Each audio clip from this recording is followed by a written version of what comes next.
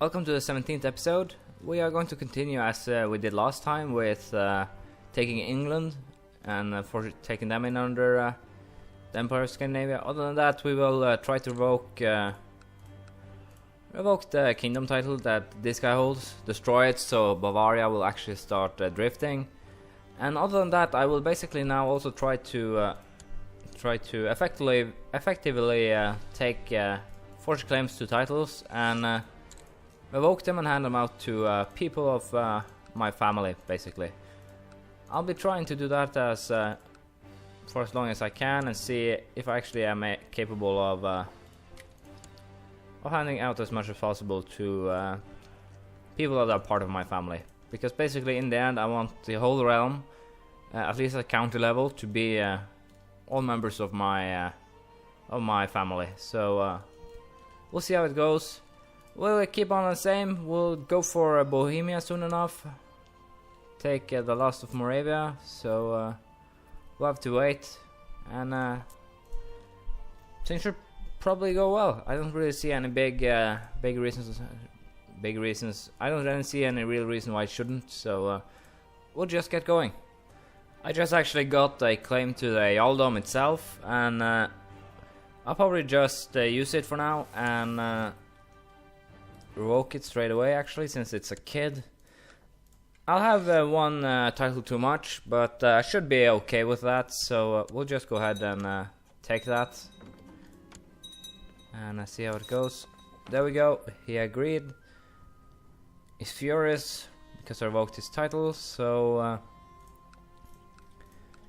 since I'm doing this, I should probably destroy the Duchy of Vestlandet, so I don't get malices. And it doesn't really matter. All I do in the end is lose 200 prestige and the money I will need to recreate it later. For now, I will take back all of the counties of this this duchy, and once I have, I will hand them out to members of my family. Yeah, it should be okay, I guess. Let's see if they're better.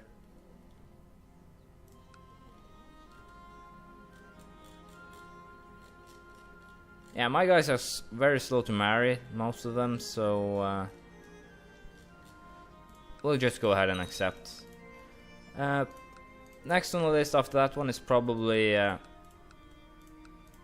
this guy. He's Swedish, so this guy too, so I don't really want them to hold any land, so I'll have to see what I'll do. Probably this one, since it has not a single count here is of my family, so we'll take care of this duchy and then this one. I'll just keep going like that. Finland also needs some modifications, I see. So we'll have to see. There is a Jarl of Finland that is actually of mine.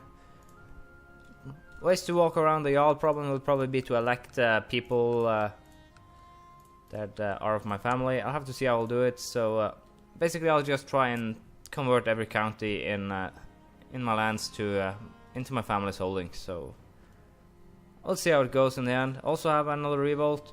These are so small that I actually don't really care to take them in to actually record them, because they're not challenged at all. I just raise the closest army and move in on them. 2-3 battles later, it's won. It's not really anything to write home about, really, as you can see.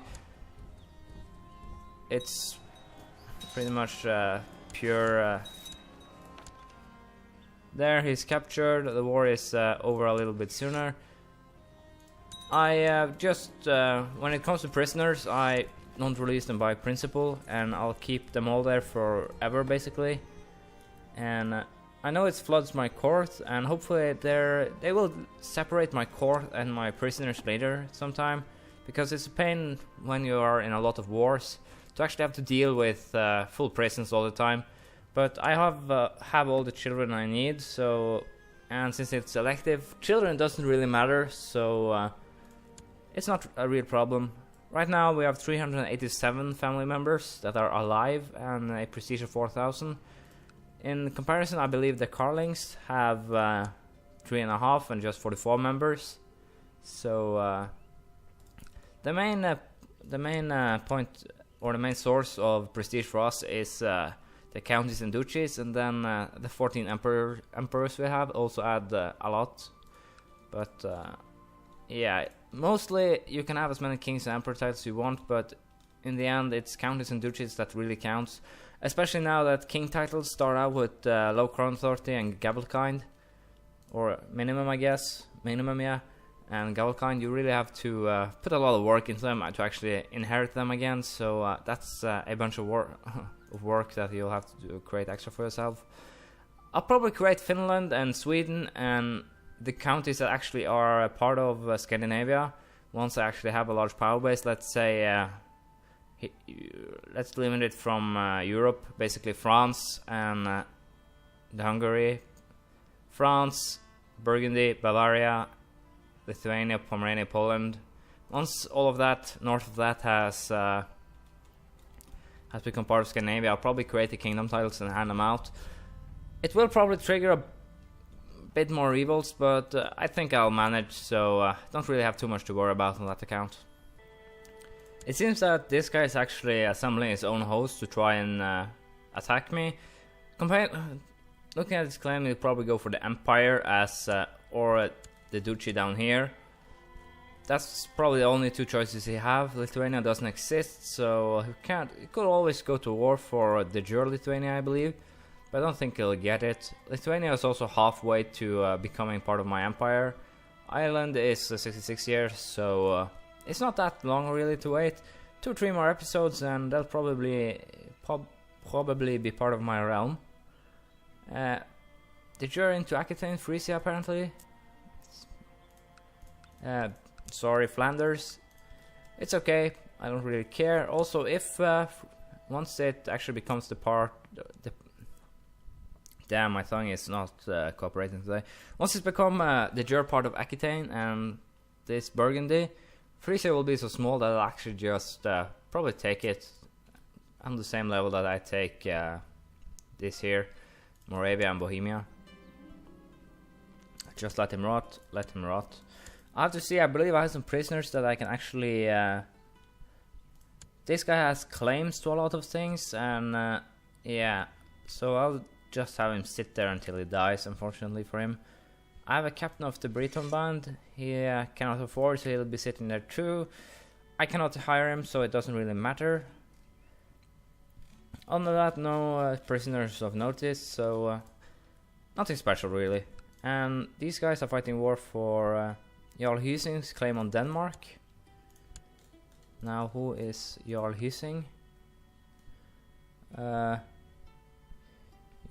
Hysing, let's see. Kent. This guy, so actually one of my guys is actually now trying to take back Denmark. That's good. The other war was Munsterian prepared invasion of Bulgaria actually, so yeah. They are taking lands way faster than I like, and I actually should probably take medium crown authority, but I really don't have to do anything. I simply have to keep the realm stable, and they will probably expand everywhere for me. The only problem with them expanding is that they don't hand the lands out to their family, so in the end I will have to do a lot of fabricating claims on everything basically. Do some unjustified provocation perhaps, and there'll probably be a time where I won't be in control of Scandinavia because of that. So during that time I'll probably do my own little private wars, find family members with claims, and put them in place of other people. Although my empire probably will crumble a bit by then, or because of that, I don't really see the problem by that. If I become unlanded, I have 15,000 men, 21,000 men in my just retinue that I can use, so if I lose the empire title, I'll still also have the Fylker title, so once we get past 1100, I can declare a great holy wars. First great holy war will probably be against Germany, Italy, or Andalusia, probably because they are the biggest. Also Aquitaine if it's under just one ruler. These other can be taken by 2 or 3 holy wars. I believe Castile is 1 holy war, Galicia is 2, this one also 2, 1 holy war, 2 holy wars, you see. Not really any point in wasting a Great Holy War for that. And they're being into the Nasrid Sultanate, so basically it's an empire level, I believe.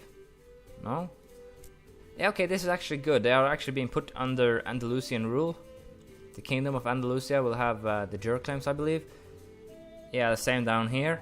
So by the time I can actually call a Great Holy War, it'll be for this area here. Almost all of Spain and all of Western Africa probably, except for the most southernmost parts of Mali. So can't really complain there. This one is de jure into Kingdom of... Nope, isn't. Yeah, the Emirate of Castile will also be part of it. These ones, so there'll be a few holy wars and one great holy war for pretty much everything here. So I don't really have anything to worry about against the Muslims, so to speak. I'll take half his empire in one war, so can't really complain there. My guys is currently consolidating power here, down in the Balkans, so I can't really complain on that account either. The Russians and the Ruthenians they are actually even in B, which is preferable, as I want to once the Golden Horde and the other one, I can't really get the name while I'm at it, comes, I actually want them to meet me in the field here. As far as I know, it's pretty poor supply limits. I still have ridiculous supply limits for against the Sumensku, so that's probably why they aren't moving against them. As far as I know, yes, everything here is the Sumensku. Rus and Perm, it seems Cheremisa has gotten in trouble, so Perm and Rus are Sumensku. Ruthenia seems to be actually Catholic, so I can actually take them. Don't want to though, so we'll simply have to wait and see. At this rate, I'm actually fearing that they will soon declare a invasion of the Byzantines for their empire. That could be troublesome, especially if it takes an empire level title, as I would have troubles. The only positive thing is that if it's one of mine that takes the empire level title, I can probably elect him as the next leader, and thus unite both realms. I just have to check what they have as agnatic, cognatic, gavel kind, so that's a pain. I like to see their crown authority, but I can't, so that's also a little bit annoying, but there's probably a way to check it, I just don't know. England, are you guys... No, I have to wait 4 more years, then they'll be ready for war. This guy is probably ready soon. Yes, can actually take Moravia right now. So we will move our troops down there and start attacking. A holy war from Moravia has been declared, so we'll just fight that one, probably win. And it would seem that Bulgaria will also fall in under our rule, it seems. Yeah, or actually it seems that it might not. According to this, the Byzantines are actually defending Bulgaria in this war, and so is the Queen of Ruthenia and the Italians. And my list of attackers aren't really that long, so in the worst case they won't actually be able to take Bulgaria, which is actually okay. I don't need... Yeah, we'll actually have a few countries possible if that happens. Still, countries like Serbia, Bulgaria, Croatia and perhaps Wallachia is actually small enough for me to create without getting too many problems. But I won't create them until they are part of my empire, because as far as I know, a created country will actually not drift so from one empire to another. So I'll just have to see and wait, and hopefully we will get it in the end. Yeah. I didn't know that the Nasrid Sultanate actually was... No, it's just a kingdom. That's weird. Well, Hispania has now this too, so... But doesn't really matter. We are ready for war against these guys, and we're just going to march in and try and take the lands. It will actually seem like my guys failed. They didn't take Bulgaria, which is okay, as I said. It would seem that the King of Bavaria has gotten himself into trouble with a few of them trying to actually press claims. I'm soon done with the war for the remainder of Bohemia. The Germans have gotten themselves mixed into it. No big problems, I believe. And there was a liberation revolt in Scotland with 10,000 rebels. They were quickly dispatched, so unless I meet an army or the enemy has armies up to... yeah, there it just came up. Unless the enemy actually has armies up to about 200,000, rebels or not, I actually don't believe that they can take my lands, or unless every single one of the members that has lands outside of the Ger Scandinavia rises up, I don't think I'll lose. So I'm certain things will go okay, that I won't have too many problems, but hey, everything is possible in this game, and that's what makes it fun. So we'll just push on as we always do. It was seen that my guys actually have declared war on England, and judging by the number of troops, it's a prepared invasion, and yeah, it's a finished prepared invasion for England. So I'll probably have to revoke that crown too, but at least they'll take their remaining lands. And other than that, there ain't really much to say right now. Bohemia has just been taken. It should actually have started drifting, and it has. So all of the Wendish Empire is currently drifting into Scandinavia. Ireland is drifting, 68 years on its way. Scotland 18 years. Pomerania is 30. Poland 16. Lithuania 52. So yeah, my empire should in 100 years time look decently big, I'd say. Wales is also on its way, probably 28 years, so yeah. Also, in 54 years there will be a great holy war for pretty much all of Spain, so that will be interesting. Also, it will all probably be handed out to, dished out to people of my family. And even though it says that they have more troops than me, I believe. Let's just check. Yeah, they have twice my troops. I don't really think they'll be able to actually take me. I'll probably have to use all of my troops too, but I think I'll win in the end. Could be quite interesting to see. Before that, I'll probably have to raise yet another 15k army. That's heavy. A 15k Huskal retinue, simply because I need to have armies to fight. Also, I'll probably raise a 15k defense retinue if I have the retinue cap.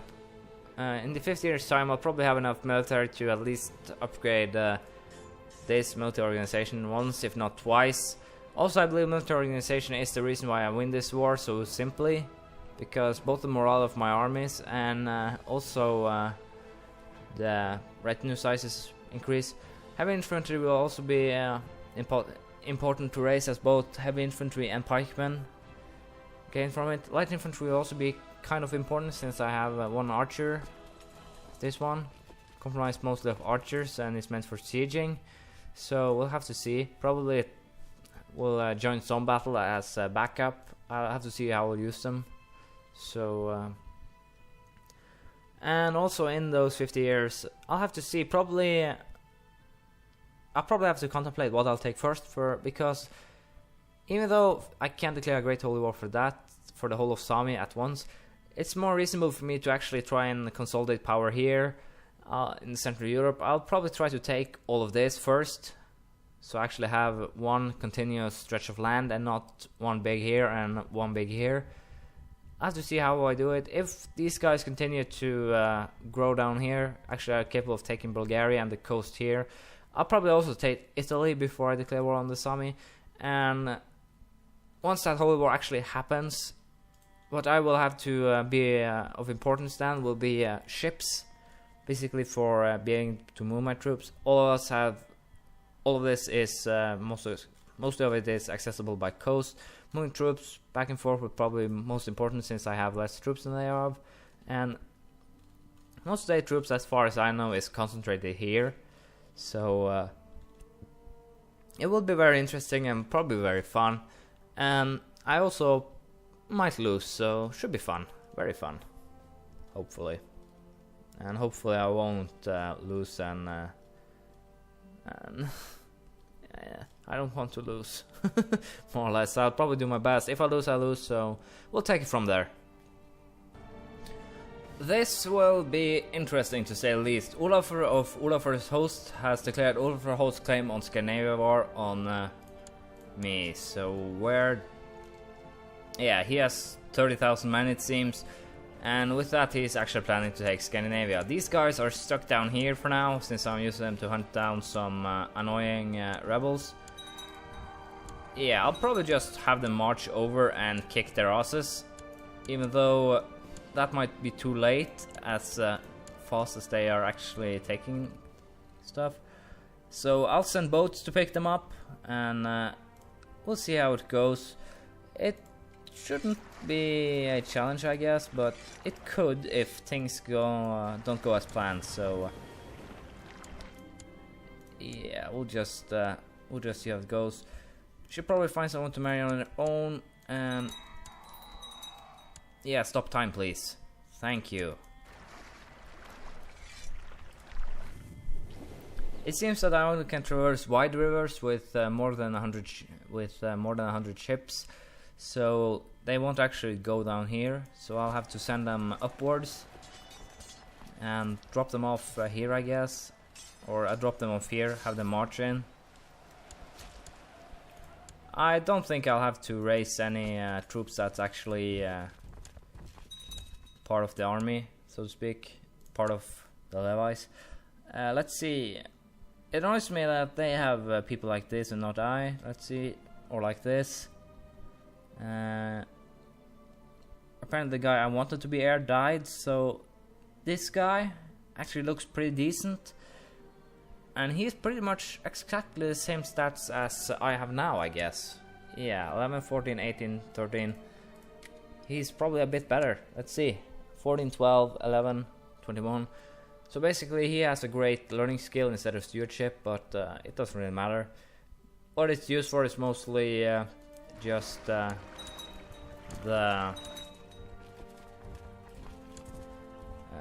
holdings. And I have my 8 holdings that I want, and I can still have 2 more. I will not use them because it's decently, I guess you could say it's okay to have, simply to be able to use them at a later date. And right now while I'm actually hunting these guys, they're actually running away. So I'm just going to stop here, have them go down there and deal with them. And I can just send my boats home, despawn them. I was about to say this guy, yeah, we're going to meet in the field and see how it goes. Ludwig and Åke and Leif, my best man.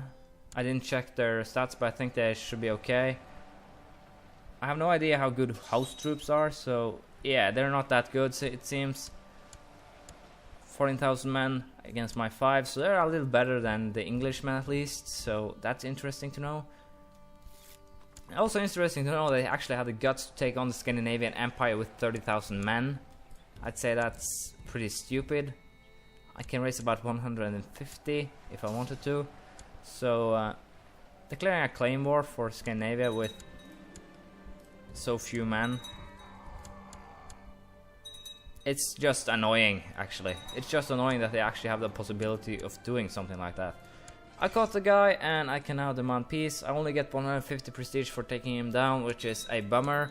So yeah, even though I lost, I'll probably be nice and just release him because he's family. And I believe he has lost all his claims, so let's see. Yeah, he's lost all his claims, at least the claims he can use against me, so I'll just release him. And he can try again, should he so desire. But I'm going to end this episode here. Thank you for watching, and hopefully it has been fun. Hopefully you learned something. Please leave a comment, some advice, criticism, anything really. Anything you feel like, and I'll see you next time. Bye!